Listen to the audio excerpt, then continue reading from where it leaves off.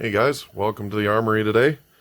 Got a really interesting rifle here to show you, and it is full of cosmoline and very, very dirty and disgusting, but it's actually a really cool rifle, and I want to tell you a little bit about the history of these.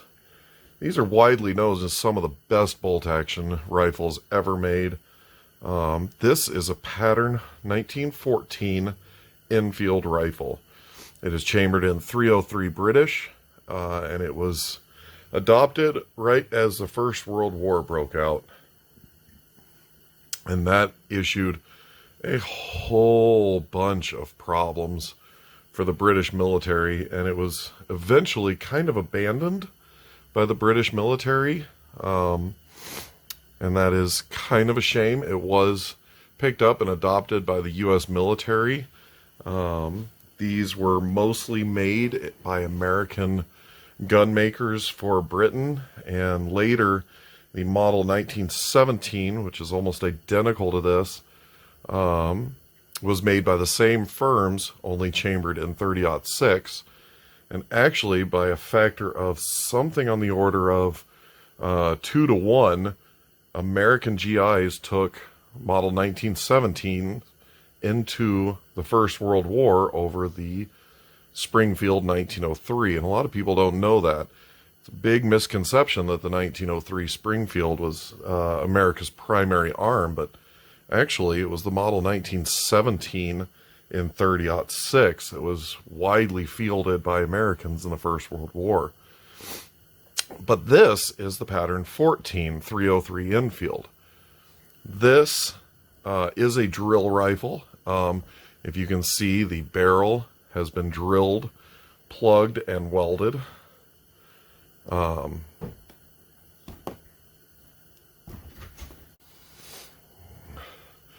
because the barrel was drilled and plugged, it obviously cannot shoot.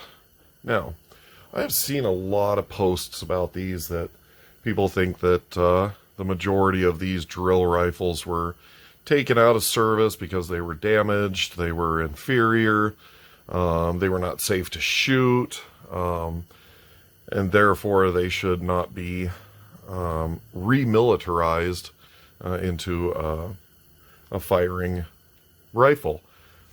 On the flip side to that, there are dozens of people that have converted these back to firing rifles, and I don't know of a single person that's ever reported an issue with one of these rifles being remilitarized and having a new barrel and such put on. But that being said, there are some things you need to know about the P14 if you're going to restore one, and these are coming out on the market in a lot more volume over the recent times. If you want to have a nice pattern 1914 and you don't want to spend the up to $1,500 that these are selling for, you can pick one of these up for a couple $100 and have a new barrel installed. But there are some very important things to remember when you're looking for one of these. There were 3 U.S. companies that made these, and they were Winchester, Remington, and Eddystone.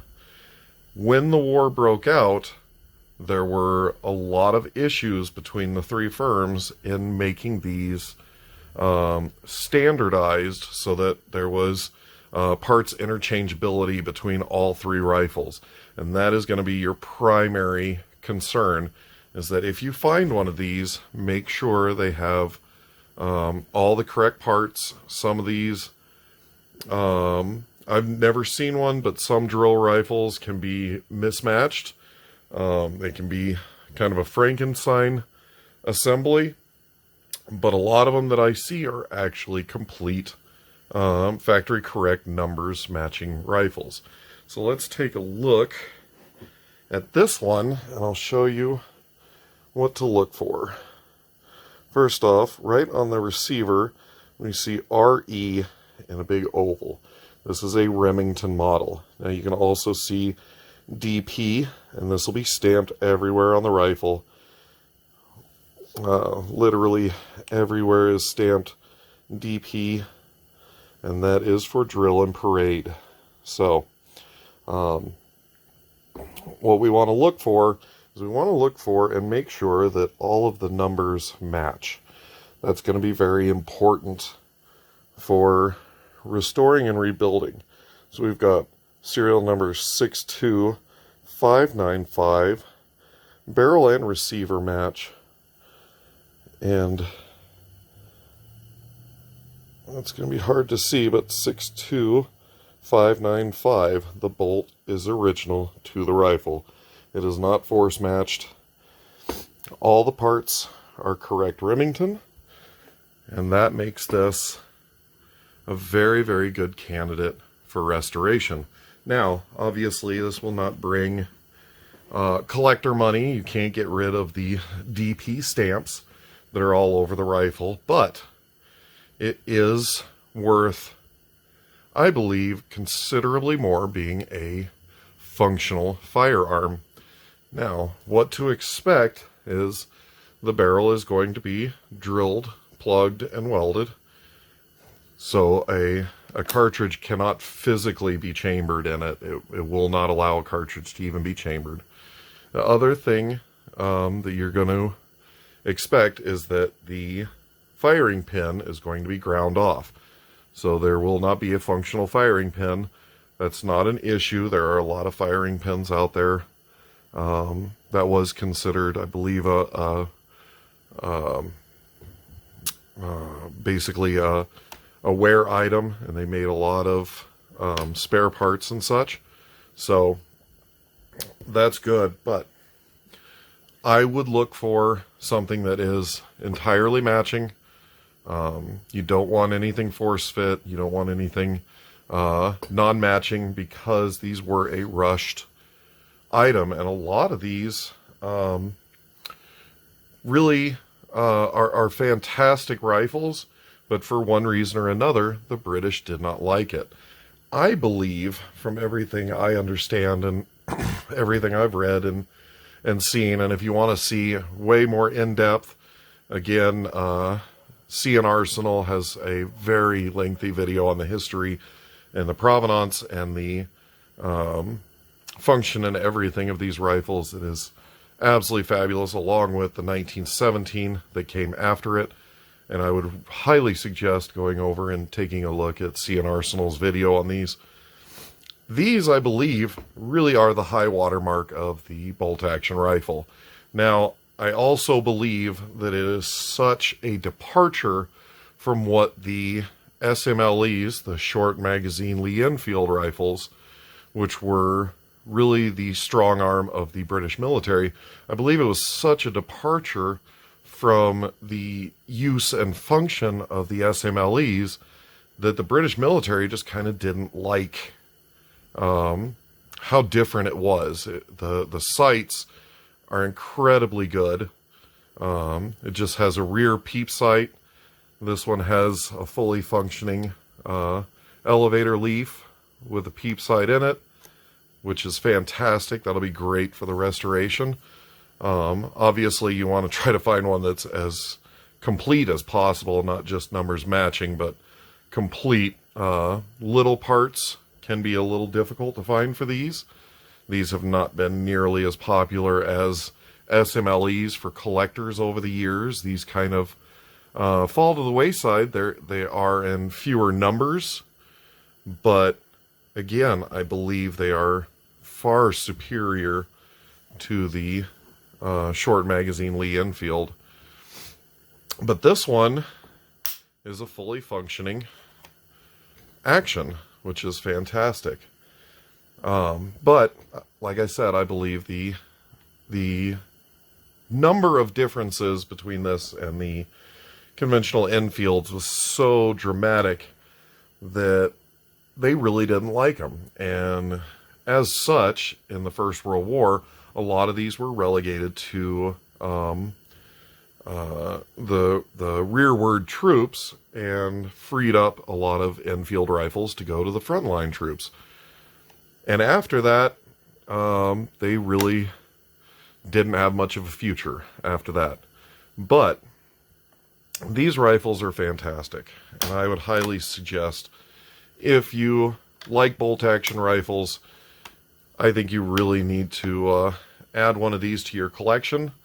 They are getting very expensive. 303 British is a very expensive round to purchase and shoot. Surplus dried up decades ago, and you can get surplus rounds for $2 or $3 a shot, which is kind of outrageous, but commercial ammo is spotty at best, and it's expensive when you can find it. So with that, it's not going to be a cheap endeavor, but I believe this is a very worthy candidate to restore. Now, the other thing to look for is the stock. They do make reproduction military-style stocks.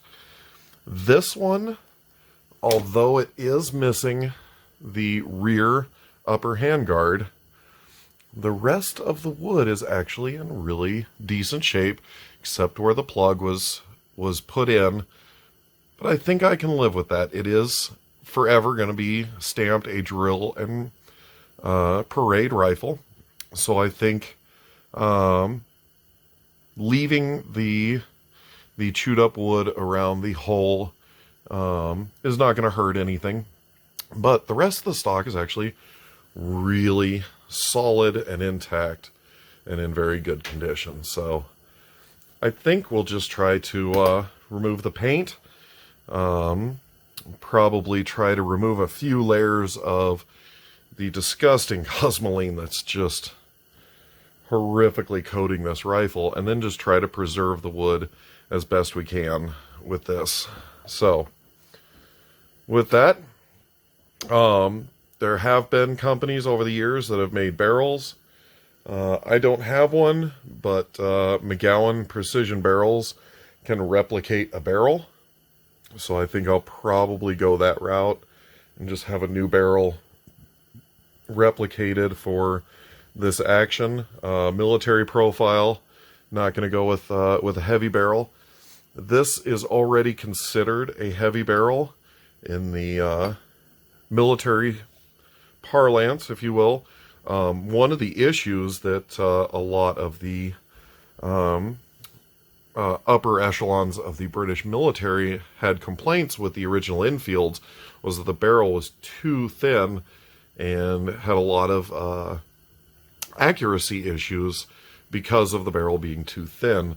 So one of the big changes that was made to the Pattern 14 is a healthy increase in barrel diameter and size, and it made this way more accurate. The action is very, very smooth. This one is gummed up like you wouldn't believe, and it is still smooth.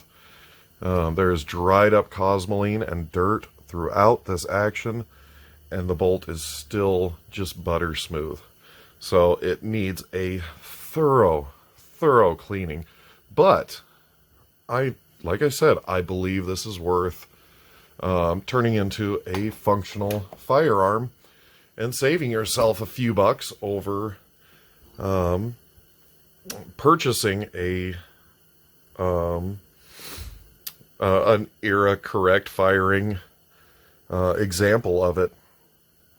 So if you're into bolt action rifles and historic rifles, this is definitely one to add to your collection. Keep an eye out for them. Like I said, they do seem to be showing up a little more common these days. I don't know if that's if they recently purchased a whole bunch more, but short magazine Lee Enfield parade rifles can be found sub $200, and these can be found for sub $300, and they're very, very worth it. So this is a restoration project, and it'll be fun to get some time shooting a 303 British. Thanks for watching, and I'll catch you on the next video.